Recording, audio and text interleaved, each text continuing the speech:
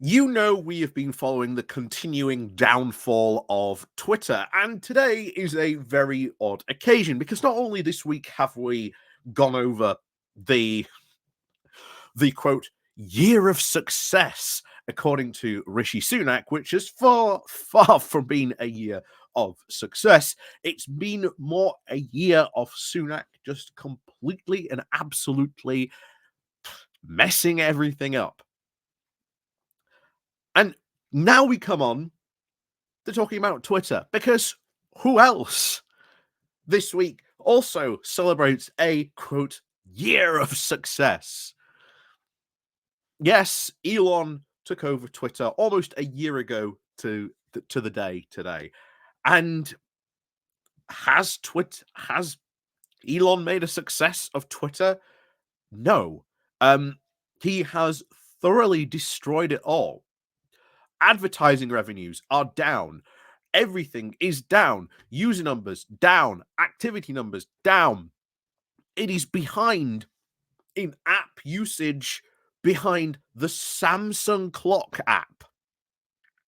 It is not even anywhere close to any of the other big social media competitors that it used to regularly compete with. Not only that, you've probably seen in the past couple of weeks as well, more and more people going over to Threads, especially in the UK as well. And as we also reported, Musk is now mulling over the fact he may just pull out of the EU because, well, he doesn't want to follow EU rules, laws, and regulations for operating in that country. So we're going to go over some of the changes that have happened in the year of, shall we say, the year of Twitter's year of Elon, and especially when it comes to regards to the moderation of misinformation and how this misinformation of moderation is going to have real world consequences.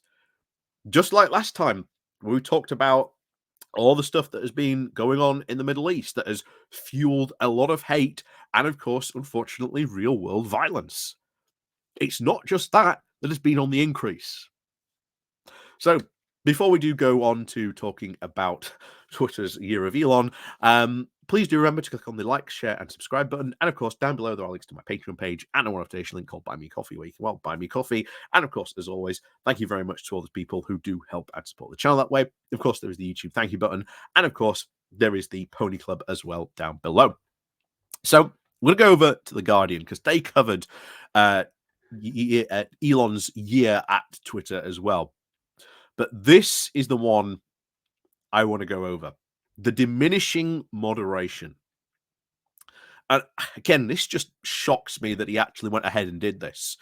One of Musk's first acts as the owner of Twitter was firing approximately 50% of the platform's 7,500 staff. Yep. And we all remember how that went. The fact that there were cases where people could not actually get into the building, even though they actually still worked there, because Elon had fired the people who were in charge of that team. So there were people who he was telling to go back into work, go back into the office, and yet they couldn't get back into the office because their key cards weren't working because Elon had fired that team.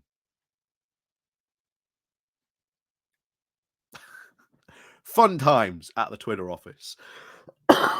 So, Evan Hansen, then a director of curation on the platform, was among the thousands of people axed abruptly by the owner, who claimed before the takeover that the platform had a, quote, very far left bias.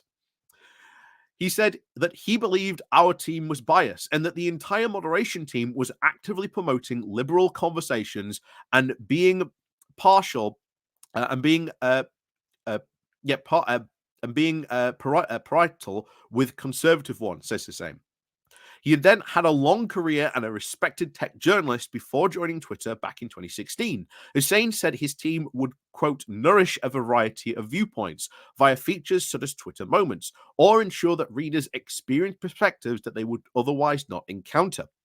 That service, including other demonetizing toxic trending subjects, or even putting a representative tweet in hashtag timelines to explain why certain topics were trending. Referring to the social network now, Hassan says, our work is completely gone. Because there is, next to no, from what we can tell, moderation team. And remember what we said at the start of this, that Musk was mulling pulling out of the EU? Well, on Geoscope just last week, we covered his bizarre Twitter conversation that he had with one of the EU directors of this, who was saying, hey, we're just sending you a letter, to remind you of your obligations, of this, of this platform. You run it in Europe, so you've got to follow the rules. And Musk was like, what do you mean? This is entirely open source. How are we breaking the rules? Just because something is open source does not mean that rule breaches are occurring. And of course, they cited examples. They said, hey, you've got a responsibility to this. And Musk was like, no, we're not going to do any backroom deals. This is all going to be done in the open, as if it was some sort of amazing own against the EU. Well, here's the thing. The regulators are now looking ever closely, of course, at Twitter. And, well, we've only got a few more days left. And then, oh boy, we'll see what happens. But as I've said before, if you are still a Twitter user in Europe, you might not have it much longer. That's, of course, if you still even use it. But there you go. Anyway, back onto this. Musk has also reinstated previously banned users such as Donald Trump and the misogynist influencer Andrew Tate, while also arbitrarily banning tech journalists who crossed his path. Again, one of the big things that Musk said was, I'm going to take over this platform and free speech will reign. Well, apparently not if you were a tech journalist who questioned Elon's decisions and criticized him. Then, oh no, you can't be on X any longer. Anyway, in September, Musk posted on his X account that he had disbanded the X election integrity team ahead of more than 70 elections around the globe in the coming year. This is one, it should, to be honest, be quite a big concern, because obviously the UK is not in the EU anymore, meaning that if Musk does technically pull out of Europe, you're still going to have X here in the UK, or at least Twitter. I'm still going to call it Twitter rather than X. Again, calling it X is just so stupid. And Twitter is still quite an influential platform. Yes, it has lost a lot of its value. Yes, it has lost a lot of users, but there's still a fair few number of people use it. And with these election integrity things going around, this is quite concerning, because only just a couple of weeks ago, we had a deep fake of Keir Starmer going around, of where apparently this was Keir Starmer abusing a staff member during the Labour conference. But it wasn't. It was found out it was a deep fake. It was an AI deep fake. And where did this get circulated on? It got circulated on Twitter, and nothing was done about it. In fact, what had to be done was that Labour had to come out of it, and even the Conservatives had to come out about it and say, hey, yeah, this piece of audio footage, it's not Keir Starmer, it's actually an AI deep fake. Please do not share it. They could do nothing about it because there was no moderation team, there was no election integrity team. And bear in mind, but maybe next year, who knows at this point, but maybe next year we could have a general election in the UK. And as it said, not just here, there are 70 elections happening around the globe in the coming year. What does this mean for a platform like that during a general election where you could get equally other deep fakes start circulating on that platform? Because it won't take long for them to jump to other platforms. Now, at least other platforms do have moderation and will be able to at least deal with it. But to be honest, to quote obviously Terry Pratchett here, that a lie can get halfway around the world before the truth can get its boots on.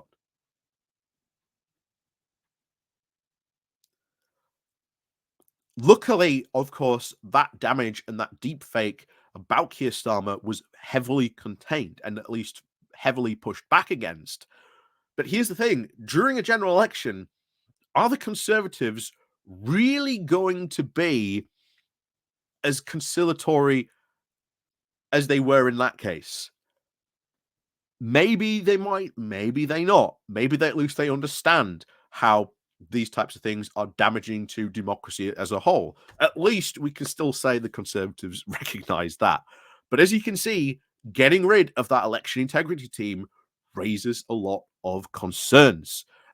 Not only just here, but to any country in the upcoming year potentially facing a general election. So, back to it. Um, Musk and Yacaro are also trying to push us X crowdsourced fact checking feature. Oh, yes, because crowdsourcing fact checking really going to work when you might have a large crowd of that fact who might say, we are going to start pushing wrong facts, but we're all going to report it en masse, the wrong facts, even though we know it's wrong. Yeah, sure, going to work out. Um, Community notes as a key element of its moderation systems, but doubts have already been raised over this with its ability to cope after a deluge of misinformation related to the Israel Hamas war. The social network's approach to content moderation and the general consensus about Musk's leaderships have also hurt the business by warding off advertisers. Frana Delska, owner and managing director of the London-based digital marketing agency Archicast, said that Twitter's standing amongst advertisers has plummeted, and since the initial wave of firing of Twitter's workforce has reduced further to about over 1,500, as Musk said in April. The past 12 months have seen Twitter go from a solid third or fourth option after Google, Meta, and occasionally LinkedIn for digital advertisers to the bottom of the pile, he said. Changes to brand safety, opening up of the network to extremists under the guise of free speech, requiring advertisers to pay for verification, firing a lot of the staff has sent signals to the platform just does not care about brand safety or advertisers. Hence, Musk is losing a lot of money by doing this. Twitter's handling of hateful or even misleading content has also come under fire of scrutiny in the wake of the Hamas attack on Israel. Terry Breton, which again we said at the start, this was the conversation we mentioned. This is who Elon was having that really weird conversation with. The EU Commission responsible for the Bloc's Digital Service Act has written to Musk, alleging that the platform is being used to disseminate illegal content and disinformation within the EU. Again, it was. So the EU has gone, hey, we're reminding you of your obligations. What are you going to do? Of course, Meta, the owner of Facebook and Instagram and TikTok, have also been issued warnings over this coverage on its platforms, but Twitter's issues has now threatened to compound its problems with advertisers. I don't see, to be honest, how Twitter survives in Europe, and especially in the EU. I do not see how it lasts. And then I think when you get a Labour government in, I think they're going to start asking serious questions, especially if you, given the fact that if you see all this misinformation that gets posted on there, do you think if Labour wins, they're going to keep quiet about it? So after that, Twitter may not belong for the UK if the UK government decides to start investigating it and regulating it as well. So Yeah, interesting times. And like I say, I think the next couple of months in particular are going to be quite interesting because the EU regulators are waiting for this information. And I think in the next couple of months, you will start to see them act. And then, of course, I think Musk will respond by just pulling out of the EU. Because obviously, if they fine him, that's 4% of Twitter's global turnover. Which, well, to be honest, not as much as it used to be, but that's still a big, fair chunk of change that Elon will have to pay out. And of course, he's not going to want to do that, so he'll just pull the platform from Europe and say, "Well, I'm not paying." Again, there'll be a lot of people in Europe who will, shall we say, won't be a great loss to, considering the fact there you just saw someone from one of the UK's top digital media marketing agencies basically say, "Yeah, no one wants to advertise on Twitter. People would rather advertise on LinkedIn." And trust me, LinkedIn is awful when it comes to paid advertising. It is so counterintuitive and so difficult sometimes. But that's another conversation for another time. But yeah, Twitter still going down the pan, shall we say, big time. And it's only probably a matter of time before Musk throws a hissy fit and pulls out of Europe. It'll either happen in the next 3 months or it'll happen at the early part of the year. Like I say, we'll see what happens when the EU regulators step in.